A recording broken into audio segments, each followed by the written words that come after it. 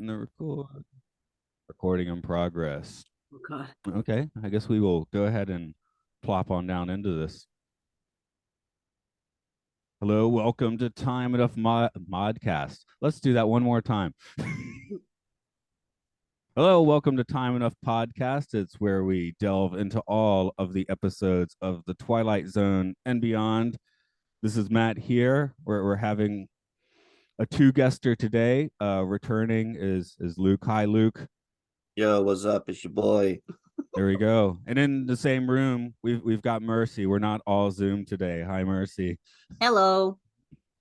So Luke, you wanted a good episode. You've brought on your lady for the good episode. Well, I should ask, is To Serve Man a good episode for you? I knowing the twist in advance, I was like, I literally said to Mercy before I watched it, she's like, "Oh, is it going to be scary?" I'm like, I don't know if this is a famous one because it's good or a famous one because it's insane. As it was, I thought it was really good. Okay. I think they actually did it well. It wasn't as ridiculous and cheesy as I'd imagined. And Mercy, you said you've done the Twilight Zone Tower of Terror as we were talking before I hit record. Have you done the show itself before? No, it was my first time.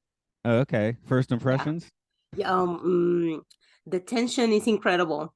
So I had no idea what the episode was about. It rang a bell because I saw the Little House of Terror. What's the Simpsons? Yeah, the Simpsons episode. I saw it in Spanish, of course. But I kind of I was like, that rings a bell. But wow, like the whole episode was like, yeah, we're here to help you guys. But it was like, nah, the tension was there. So it kept me tense for the whole episode. And at the end, I just turned to look like, oh, no. Yeah, I do. Yeah, I do think I probably saw the Simpsons version of this multiple times before I even saw the Twilight Zone. Because I've said before, when I was growing up, what was on TV for me was the 80s version. So it took me quite a while to actually get to the proper 60s version. And the Simpsons had already done it, right? For a few of them, at least from my perspective. One of the reasons when you told me I was doing this one, I wanted to get Mercy on. She got me to read her favorite author, Amparo Davila. Davila. And it's a bunch of short stories, and some of them had a real Twilight Zone feel. Ah, you're right. They're all just like these weird little dark horror stories or strange stories. Little nuggets of mystery. And one of them was about eating these little people that scream. Yeah. So it's my favorite short story ever. So I was like, okay, I'm on for this one. It's like where one of my high school science teachers taught us about how the grass screams when you step on it. I don't remember his reasoning, but everybody was like really disturbed because of that, you know. Yeah, trees do communicate their pain. Yeah, Secret Life of Plants, all that. But yeah, I remember. No, he had he was a scientist. He had a good scientific explanation for that, right? Matt, don't expect me to believe that because he's a science teacher in America, that means he knows what he's talking about. Okay. Actually, this guy was also a family friend, and I'm going to credit him with being one of the better people ever. But just to add a little weight to that statement.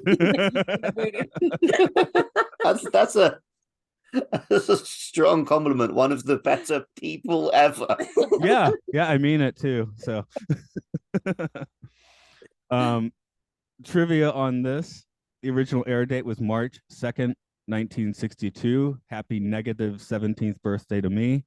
The script is by Rod Serling and adapted from To Serve Man by Damon Knight. So this, if you caught a whiff of short story on this, yeah, you did. That's where it came from. Very different in some ways. Actually, I read it like 2 years ago, and also good, different in many ways. But Richard Elbert continues his prolific directing bent in the Twilight Zone. He's already had several this season, and he'll be back for a few more. This is his main gig as a director. Lloyd Bachner played Michael Chambers, born Canadian. He appeared in movies produced from both sides of the border, including Point Blank and Satan's School for Girls. I want to go there. Yeah, you see that title, you can't not add it to the list, right? Absolutely. I wondered if he was a radio guy because his voice was like. Oh, I have one more sentence for you on him. Sorry. On that. You'll like this.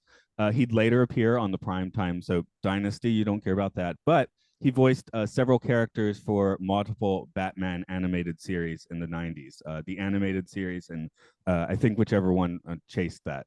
Batman Beyond. It had to be before 2005 because he died in 2005. So. All of the Kanamits are played by Richard Kiel. While this role is certainly one of his claims to fame, he is, of course, best known as the henchman Jaws in the Bond films, I The thought Spy that Who was Loved Jaws. Me, and Moonraker. That was Jaws. And, of course, he's also Mr. Larson in Happy Gilmore, if anybody cares about that. I do. Jaws was the one I remember we were talking on Messenger as I put the TV on. Oh, yeah. And I showed you him biting through the wire, and you were like, oh, now I'm going to have nightmares. So he was the alien. Well, he apparently, was the alien. I was gonna ask who was the alien. Apparently, it gave me nightmares last night, as we were also talking before I hit record. Not nightmares, I saw the weird movie before. I didn't have any nightmares, but I could have. I was really close, but I didn't. I was just bam out at like the light and then woke up again. Yeah, incredible. The voice you're hearing, though, is not Keel, but Joseph Ruskin. He will later appear in the episode The Man in the Bottle, and also showed up on The Time Tunnel, The Outer Limits, and Get Smart. But what gets my attention are his many Star Trek appearances, including Gout in the TOS episode The Gamesters of Triskelion, multiple roles as Klingons and Cardassians on Deep Space Nine, a Sona officer in Insurrection, a Vulcan on Voyager, and a Suliban on Enterprise. That means he appeared in every iteration of Trek before his death in 2013. Well, not the Kelvinverse if you're counting that, but that's really TOS-ish, right? That'd be cool. Yeah. Mercy hasn't got past TOS yet, so. No, not yet. I'd love to have that claim to fame. There's not many people that have that claim to fame where they were on every version of Star Trek. So, I mean, I'm not even any of the main actors, so. Wait, we're technically... Majel Roddenberry? Yeah. Roddenberry? Yeah, I guess technically she is, but not necessarily on screen. Patty was played by Susan Cummings. Born in Germany, her family had gotten the hell out of there in 1938, and Susan would make those 1960s guest rounds with familiar destinations such as Perry Mason and Gunsmoke. It's always Gunsmoke with the Twilight. Yeah, Gunsmoke. I never heard of Gunsmoke before you did this podcast, and I hear it every single week. I know, that's because when I see it, I'm like, I can't not say Gunsmoke now. It's like how our buddies over at Mission Log can never leave out if they showed up on the Love Boat or Kolchak the Night Stalker. Let's go with observation. You want to go straight? Well, here's something I noticed watching it last night, which maybe I hadn't noticed before. I wondered if this was actually. I like the episode, great episode, but my clunky writing alert went off just a little bit last night, because we have extensive narration from Michael Chambers, but we still also get Rod. And that was weird. They had the Chambers one coming right before Rod. Did seem weird. Because I was thinking for a minute, is Rod not going to show up this week? Because this guy I did for a second. His job, yeah, which would have been fine. Give him a week off. He doesn't like being on camera anyway, so he wrote it. Here's like first thing, right? Yeah, he appears right at like he did in that one, right at the start, and then right. So the format is usually him introducing the story, and then the story begins. Right? Oh no, there'll be like a couple of minutes of the story, and then he'll come in and be like, "What you just saw is a family on the edge of the Twilight Zone." I see. So generic. That's great. Yeah. I know. Yeah, but you noticed that? Okay. Anyway, I was just like, well, yeah, when the end credits or the start credits said based on a short story, I was like, that makes sense, because there's loads of narration and this story is moving really fast to squeeze it into a 20-minute TV show.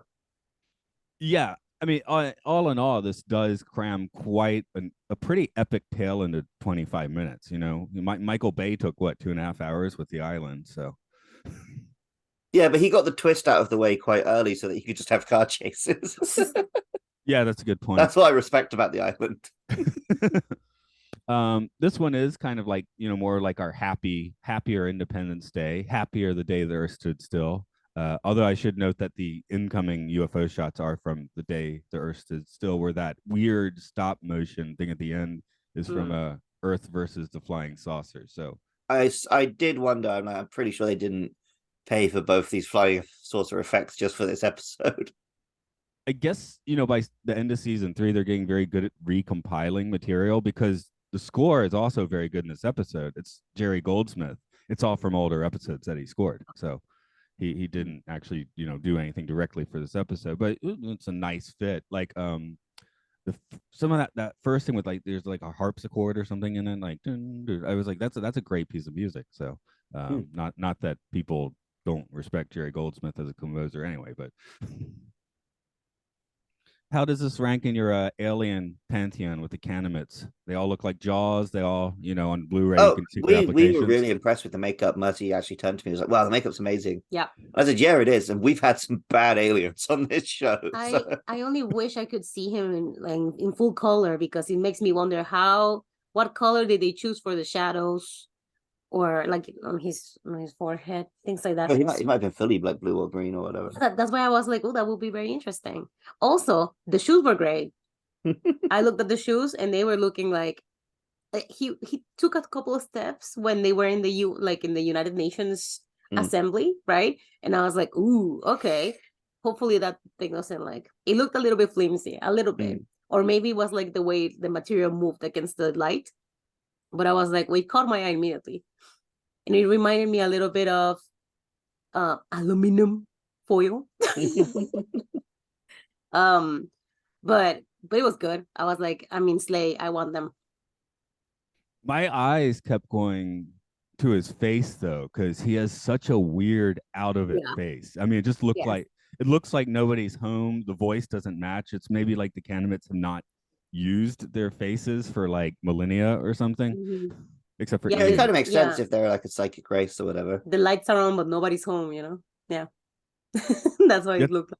Yeah, you're right. That's what it looks like. Yet somebody is home, which is just kind of weird. So our favorite bit of his performance was because I knew the twist going in and Mercy didn't. So when they're getting on the spaceship and they're weighing everyone, and the fat guy gets on and he gives it the big grin. So at the end, when we'd seen the twist, I rewound and we rewatched that part. I thought that the reason why they were waiting everybody was because, how when you get into an airplane, they gotta weight your luggage. Yeah. I was like, well, maybe something like that. Maybe, interstellar travel still meets those limits. Maybe. Well, there's been recent controversies on some airlines where they were actually weighing passengers. So I've yeah. seen all that stuff around, So especially now, it seems weirder in 1962 than it does now. Like you could see someone trying to pull that off now pretty easily, I think. I'm curious how you read the scam, the alien scam, I mean, because at the end, he basically is like, they're going to eat all of us. Where my take was the Kanamits are not lying. The lie detector, maybe it did work. They are on Earth to share their technology and create a utopia there. And what they don't say is in exchange, we're going to get a few stacks or two. And I assume they'll keep it sustainable, where, these planets have a continuing population living very happy, like cattle, right? And they're just going to, chow down while keeping things sustainable, because they're almost enlightened aliens. Maybe, I don't know. What do you all think? Is all of Earth about to get eaten, or? Well, at the point we saw, they were only taking volunteers. Admittedly, they weren't volunteering to be eaten. It was a 10-year wait list. Yeah. No, I think it was a 10-year trip. Oh. With a wait list. Oh, right. But yeah, so it's not like they were rounding up everyone. So maybe the plan wasn't to eventually eat everyone. I think like Matt, they could have been a little, for being, for being an alien race, super smart, they're not going that smart about this. That's what I want to say. Like, listen, you want to be a little bit more inconspicuous, like, okay, yeah, you're going to come visit. Just a little bit, not everybody, especially not women, stay there and have more babies, I would have been a little bit more, subtle with the amount of trips you can take. Yeah, a year maybe. You gotta keep your your cattle well fed and happy, but also you gotta keep the population up. Mm. So Or it's maybe like, they are just going planet to planet and they are going to eat everyone. oh, maybe they do have other planets going on. Also, I was thinking, what if they're not eating them? So it's to serve man, right? Right. Yeah. What if they're not eating women?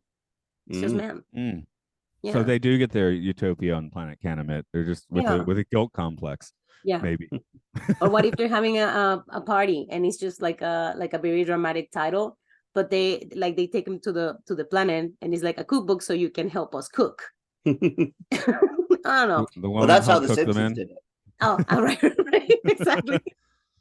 Simpsons already did it. Okay. In the Simpsons one, like Lisa's like, "Oh, it's a cookbook," and then they wipe even more dust off the cover, and it's like, "Yeah, it's a cookbook for us to cook food for you." And then they dump the Simpsons back on Earth for being ungrateful and thinking they were going to eat them. Yeah. Yeah. Yeah, it's been a while since I watched that one. Every once in a while I think about. Here's the thing: I'll binge a few Simpsons episodes every once in a while, but very few of the discs themselves like have the episode titles on it, right? So it's always kind of a crapshoot which one I'm going to be watching. But I've been watching them all on Disney Plus. Ah, okay. I'm doing my old man thing of putting DVDs in the DVD player and letting it all up to chance which ones I watch. So, I mean, you target the better seasons, of course, right? But I mean, I don't have so many of the Season 5. Yes. Well, that one not so much. I've seen those way too many times, right? So that might be what this one is though, where they do the to serve man. No, it's in like season 2. It's Oh, like is it? the first 3 Houses of Horror. Yeah. Okay. Ooh. Okay. Yeah, I definitely don't have them as ordered in my mind, but I do. No, think I only know that because I've really recently watched it. Do you think that's one of the main like bits of cultural like generational transmission to keep the Twilight Zone kind of in people's minds, like without? Yeah, because like this is to serve man. The other one. What's the glasses one? This podcast named after it. Time enough at last. I know that one from Futurama. Ah, the one episode that like really got stuck in my mind is, well, which I don't know the name. I don't know the name of the episode, the title of the episode in the Twilight Zone, but it's the one with like they're in an airplane, the super famous one. Yeah. But that one, A Nightmare at 20,000 feet or 50,000. I always forget what the number is. Yeah, I learned about it through The Simpsons. And I, like when I saw it, it made such an impression in my mind. I think I had nightmares that day. That one we haven't done yet. I'm looking forward to it. It stars Kirk. Really? Yeah, he did a couple of Twilight Zones before Star Trek. Well, technically, we have done it because we did talk about the movie version with what's his name? Oh God, what is his name? Yes, thank you. It's not one of those names you should forget. It's 7:30 in the morning. I can forget a name or two. Yeah, there's the Twilight Zone movie in the 80s. It's just all. There's a Twilight Zone movie, but it's just like 4 stories from the old show, like remade by directors. But it also like that movie's kind of cursed because one of the directors accidentally killed a family with a helicopter. What? Yeah. Nah. You could also just say one of the directors was John Landis, and that also gives problems. Yeah, he's a pretty problematic dude, but yeah, that was the start of it. Yeah, but there's 3 other segments that you can enjoy a little more, I guess. I will be pleased. Very happy. Yeah. Could aliens arriving actually bring the world together and make the militaries disband as they do in this episode? You were saying last night, right? Yeah. No. That's the most unrealistic thing. Like, I believe that the governments would have been, I guess, happy, but the corporations would not be, because it's like, oh, you're telling me I cannot profit out of people in need anymore, huh? So they will do everything they can, like, to kick them aliens out, just because they will not be able to profit the way they have been doing for like years and years and years. Yeah. The aliens, like we do not see their firepower if they have any, but you sort of assume they might have a bigger stick. So if you could blow up the corporate building. Sorry, I didn't have like one on fresh in my mind. It's all right. Yeah, but they would definitely try. Oh yeah. You get V or something, I guess. Actually, V is not too far off from this, I guess, where the aliens show up and pretend to be benevolent, and they're actually like they're literal lizard people. Mhm. Speaking of which, on the more fun end of conspiracies as opposed to not fun end, there's always the idea that after Roswell, like the president Eisenhower meets with aliens in 1955 and makes a deal where they can probe people occasionally, and we get technology slowly rolled out to us, which that this episode certainly made me think of that. In the theory, it's a long-term thing. Where in here, it's a very quick thing. Matt's big into old school conspiracy theories when it was more fun, hippie stuff rather than like depressing right wing stuff Exactly, like yeah. it is now. Yeah, it Yeah, was fun. that sounds way better than, I don't know, Yeah. whatever Kiwi say. You know? I was reading the other day about like a really fun cryptid as like from the Japanese internet. And I was like, oh, this is great, good old fashioned month. And I get to like oh yeah, and it exists because there are too many whales now because the Japanese government isn't allowing us to whale as much as we should. And that's why this monster's appeared, because the sea has too many whales. Right. They just Well, want to eat. Yeah. They just want to eat them. that's another thing that this episode does. Keep reading, read to the end, so you know what the Yeah. whole deal is. Because Michael and Susan's the actress, isn't she? Betty.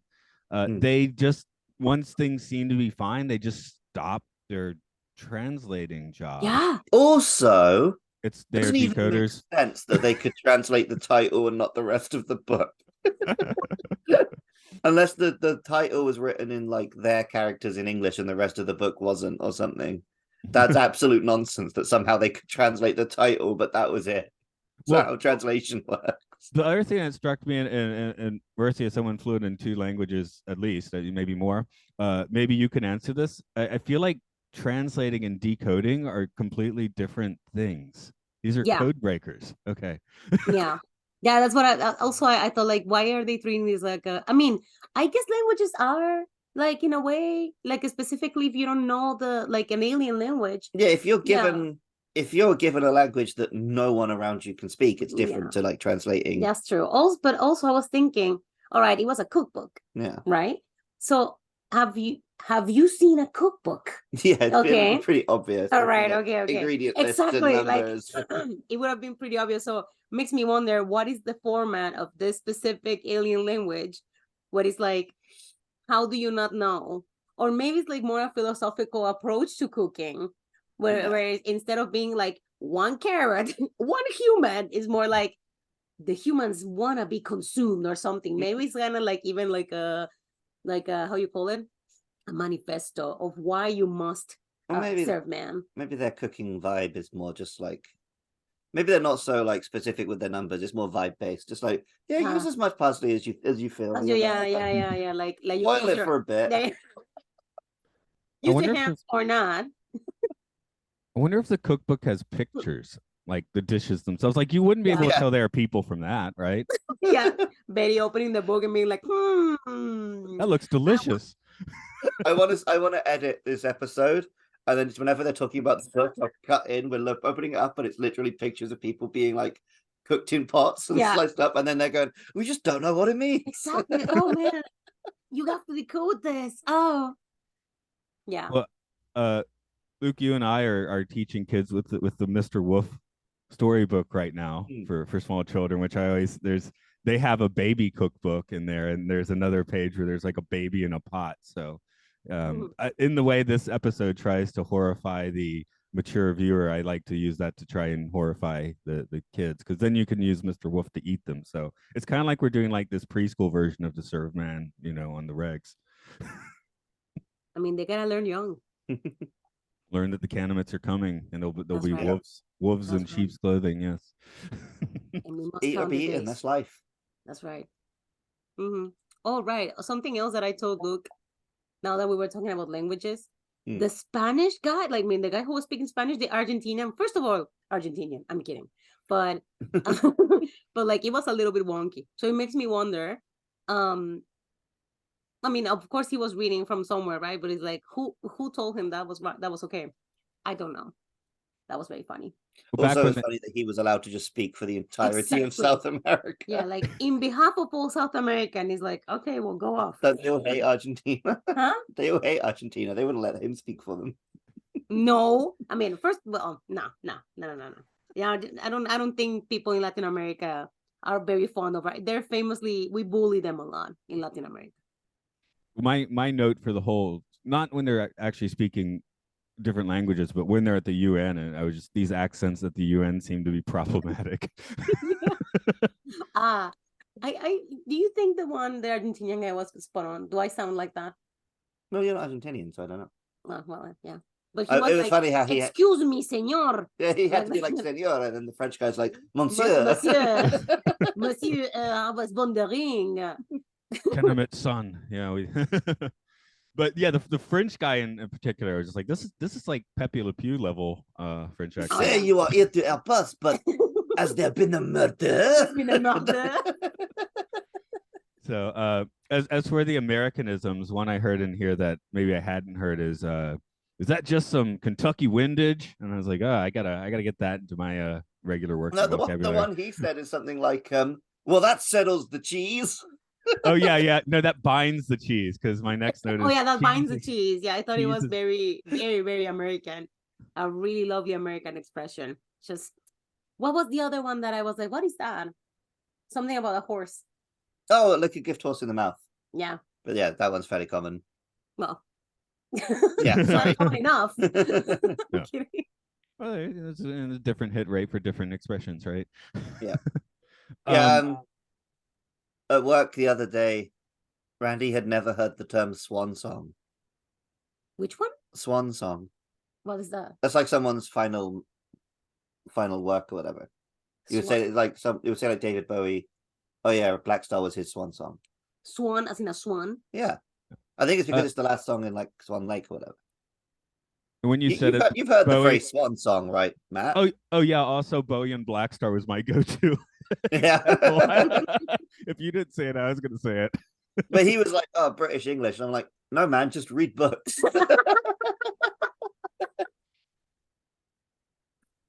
One other plus for the Kanamits is it seems they give you you get all the cigarettes you want on their ship. That's nice, I guess.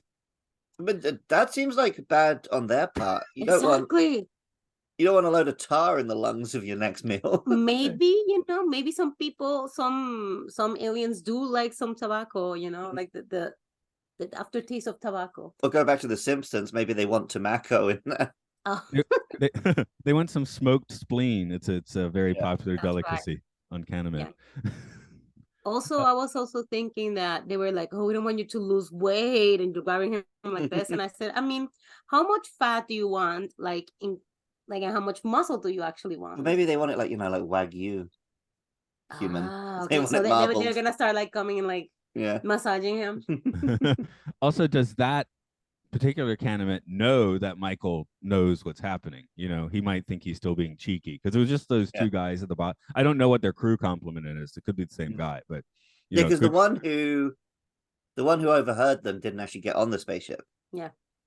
So I guess the ones on that spaceship don't know that he knows. All those Kanamits look the same. Yeah. They're Whoa, sporting the same look. Also, I noticed something. When she goes like, "No, don't get in there. It's a cookbook." No one else reacts. Like the people in the behind her are not like, "Whoa, maybe I should go." No, they probably just think she's a crazy lady. I don't know about that. Also, he understood the context, and everyone else is like, "What?" Yeah. You're right. You're right. They don't know she's a decoder/translator. They don't know what book that he left in there. Yeah, you're right. So just for a second, I was like, "Guys, come on now, don't get in there." Also, we're watching the scene with the lie detector, and I was like, "These are barely reliable on humans." Yeah, that was you cannot expect them to work on an alien. Yeah, my nose, you can barely trust lie detectors with humans. He could easily be gaming the system. But like I said, I like to watch this episode by thinking that the Kanamits never lie. They just are leaving out some details. I thought that was how the episode was going to do it. And then he was saying stuff like, "No, we have no ulterior motives and we're not going to hurt any of you." And it's like... That does Yeah, I agree. That does shoot down the theory a little bit. I almost wish like that hadn't been there, just so They could have written it in such a way that it was like he was saying things which are technically true, Yeah. and yeah, Also, the guy was walking around with a cookbook. yeah, I know. Like Tempting fate. the goal of being like, there you go. growing Have at Kanamit's it. got to eat. Maybe Uh, they're really like a gourmet race. Hmm. Yeah, and it's like part of their whole identity. Well, probably because if they're going to other planets to like, Just to procure the best meats. yeah, procure the best meats.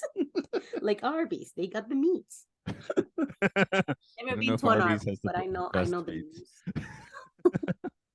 I guess we'll go ahead and hit these questions, which I guess will be a surprise to Mercy in this case. But the first one is deciding who exactly in this episode is going through the Twilight Zone. I think Chambers is the only one because he's the only one who knew what he was getting into. Betty, no, is it Betty? No, she didn't go on the spaceship. She got on a spaceship, but she knows the deal. Yeah, so she watched him step into the Twilight Zone. Yeah. Because otherwise, you'd have to argue that the whole human race went into the Twilight Zone in this episode. Patty, there, we'll get the name right. I was going to suggest probably we can count the human race in this one. I mean, First Contact, which is a sort of Twilight Zone. I mean, once you get past it, though, now it's the new normal, right? Once aliens are among you, so it's almost Patty is like a beef burger patty, and I'm trying to think if anyone else's name was subtly a food thing, but I don't think it was. No. Is the internet a Twilight Zone? Life was very different before the internet, and the end result is a lot of people scream at each other for no reason. I think it can be. You could definitely make a Twilight Zone Exactly. episode like that, yeah. Yeah. You know, Black Mirror likes to push that farther, right? That's their whole shtick. Like, okay, we've already crossed this one barrier. How many more are we going to cross? Which, of course, the original Twilight Zone is 1962. They can't do that, but yeah, when Twilight Zone, the computers take a whole room. Yeah, and they're tape and punch cards. So tape if you're lucky. Let's focus it on Michael then. He is obviously who we're spending most of the time with in this episode and narrates. Does he deserve his trip into the Twilight Zone? Yeah, because he shirked his responsibilities and didn't read that it was a cookbook. That was going to be my glib answer. Yes. He gave up a month ago. No, but if we're talking about the human race, then yes, I think we do deserve to have a taste of our own medicine after farming and eating animals for all these years. Rich, how you feel about that? Does the human race deserve to be eaten? Oh, I don't know. I think it's very unfortunate that in this, I don't know, like Luke knows that I have a really weird sense of I don't want to say compassion, but sometimes I feel bad for the wrong people. We'll be watching John Wick and she's feeling really bad for all the goons he shoots. And then we'll be watching Transformers 2 and they're like, they lined up all the graves with the flags and she's like, I don't care. Like, so, the way I always say it is, you care more about goons than these highly decorated US Marines. I know I brought it up before, maybe not with you, but the best joke in the original Austin Powers movie is on the cutting room floor. After Austin Powers kills a goon, and you can find on the DVD, there's a deleted scene where someone goes and informs that goon's family that he's died, and it's like played as very dramatic with like dramatic music and stuff, which is not in the final cut of the movie, but you can watch as deleted scenes. That would destroy me. And I think I do feel bad for the people who went there, and like I'm thinking how many kids got in those spaceships, how many families were separated, how many oh yeah, if we actually saw what was going on at the end of the planet, and it would basically have been like imagery of the camps, right? So there's a reason they don't show that side of it in the episode. I know it would massively change the tone. Yeah, I know, but I'm like, I guess I do feel bad for people because we want to believe in good, right? As a race, like we like there was this who was this Chambers who was saying this? I don't know. He was like we as a race, we believe more like violence and right, we're not used to kindness like this, just like giving to us just because. But I think I don't think so. I believe I think Americans are not used to that. Our friend Matty, he's Mm. always looking for the scam whenever anyone offers him anything. Right. He's like, how are they trying to get me? And I think that's And I mean that is okay. that's a way that my parents have taught me to be as well. Yeah. I mean being born and raised in Mexico, it's also a thing, like people want to take advantage of you all the time. So you always have to, like, if someone wants to do something good for you, you gotta know, like, okay, so what's the deal here? So imagine, like, we have an alien race coming here. They want to better our society, better our lives and our future. And they're like, and also you can just hang. You want to hang? And he's like, sure, of course I want to hang. That would be great. Thank you. Like, you want to believe in good.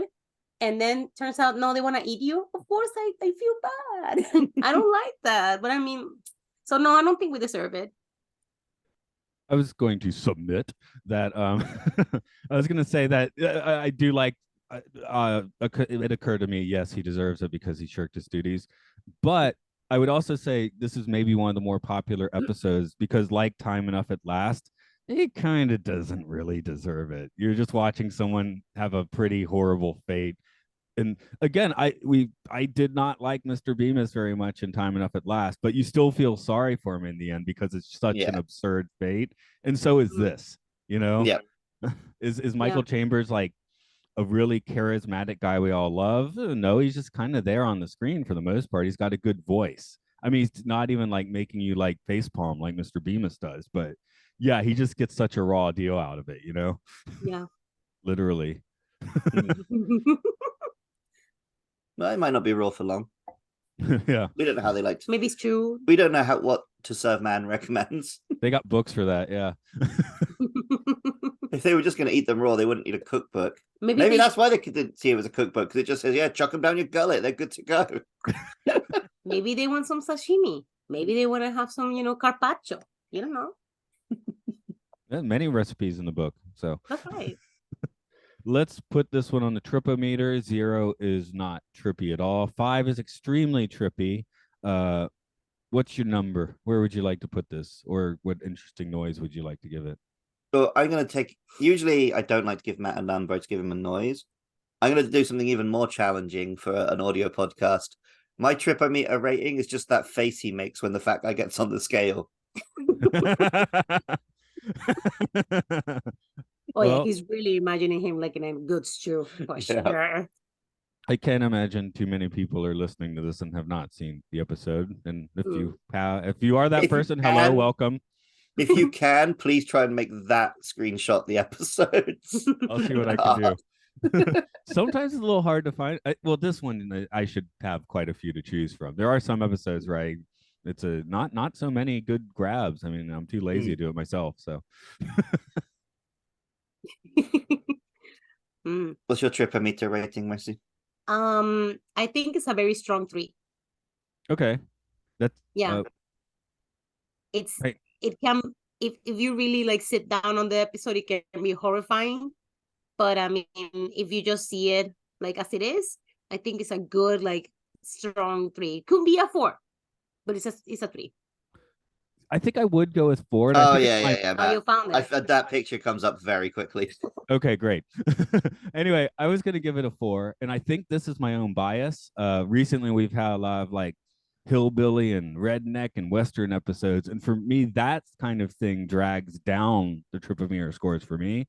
Whereas, anything aliens and UFOs in space, that bumps it up a little bit. So I sort of agree with your 3, but because of my personal biases, I have to go up to 4 for my personal take on this episode.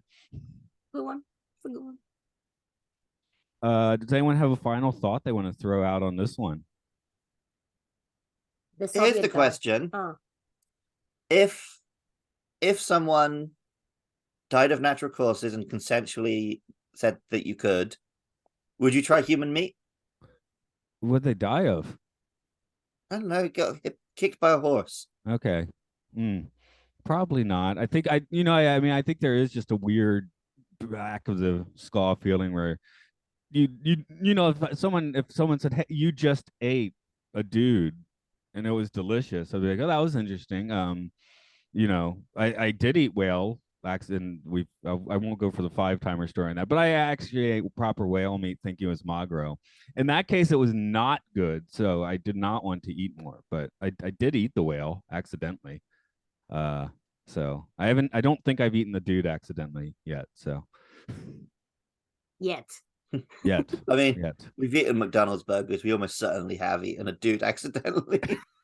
There's this thing in Mexico, right? Where you can go to a taqueria, to a place where you can have tacos. And sometimes the taquero, the person who does the tacos, doesn't tell you that the meat is from dog. Like there's been cases of like they don't have money for meat, so they just get dogs from the street and cook that. So it's like when the tacos are really bad, they call them tacos de perro because they're like really bad. The thing is that maybe some people have eaten a dog without meaning to, right? And what I'm trying to say is that if someone gives me some tacos and tells me, yeah, they're from dog, I would say, absolutely not. Thank you. I will not want to. And if someone comes to me and tells me, oh, here's some guy, I would say, absolutely not. Thank you. Because of the ethical turmoil that it would cause inside of me. But if someone gives me a taco and doesn't tell me, I would eat it. Well, you don't know. Nagano, we eat a fair amount of horse, and it's I was about to say there was a big delicious. controversy in the UK when we accidentally ate loads of horse. Accidentally? One of the frozen food companies was like surplus, like you were saying with the dog. They were replacing their beef with horse, and it went on for a while before anyone found out.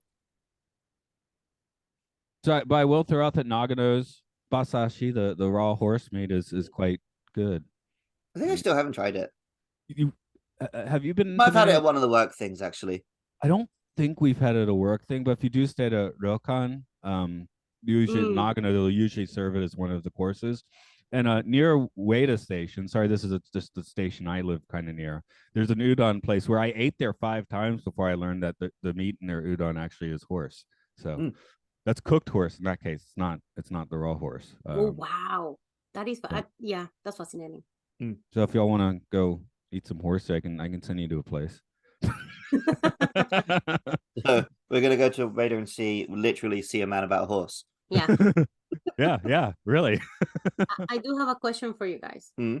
Remember that at the end of the episode, Chambers goes like, "Are you here with me in the ship, or are you back on Earth? Where are you?" I probably would have gone on the ship. Oh, come on. I've always said, like, when aliens land, I'll be like, hell yeah, I want to go. I'll lose my boyfriend to some. You want to go with me? Absolutely not. You don't want to go on the spaceship? No. What? I don't like space. I like space, but I like ocean, like the ocean. I like looking at it. I don't like going there. Well, this isn't a UFO. It's not like a rickety old rocket. But my brother in Christ, that's scary stuff. I don't know what's the deal around. I don't know if I can breathe in those rooms, I'm too anxious for that. What about you? I think it's a similar answer for me, where I'd go and then my wife would be like, hell no. So I think my daughter probably would go, but yeah. I do think that they must have like a, like 21 age. I mean, that's how you keep it sustainable. You gotta be 21 to go, right? That way you're still, or you can make it a Logan's Run 30, that way you can have people continually populating the earth, and then they'd be like, where are all the oldies going? But yeah. Retirement home, grandpa. Yeah. That'd be better in Logan's Run. In Logan's Run, they're just, exploding. Where here, at least they're getting used. The resources are not wasted. So this could be preferable to Logan's Run. You still get to live in a utopia as Earth is now.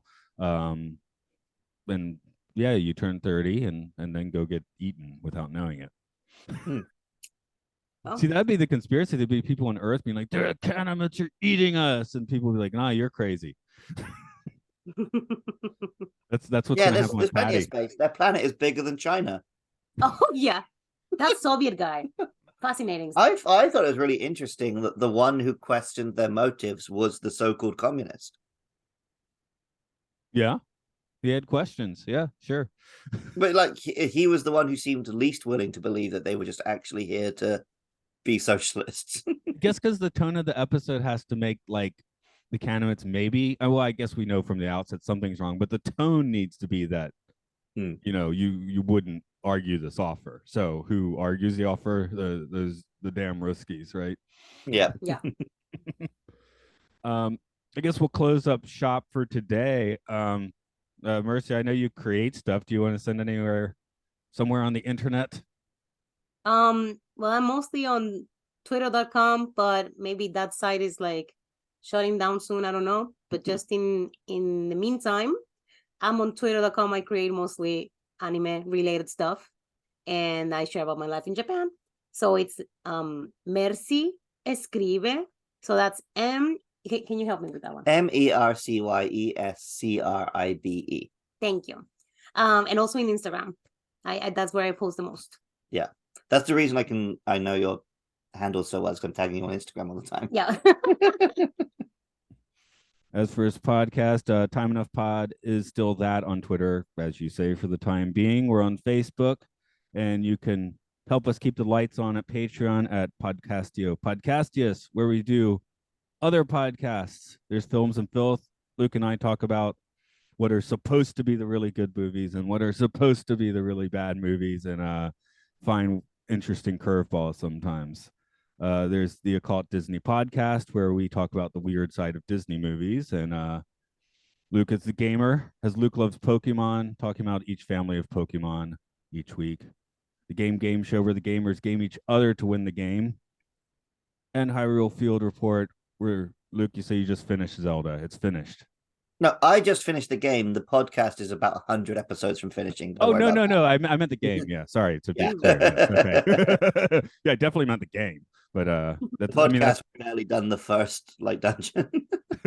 I mean, that's like a life event for you. Put that on your Facebook, right? Finished Tears of the Kingdom. Yeah, it did take me 115 hours. So okay, where do y'all want to go out and eat then? We're probably gonna go to Kurozushi. So yeah, I'm gonna eat some popcorn. Actually, I'm gonna see Mission Impossible, where nice. Do not get eaten, I guess.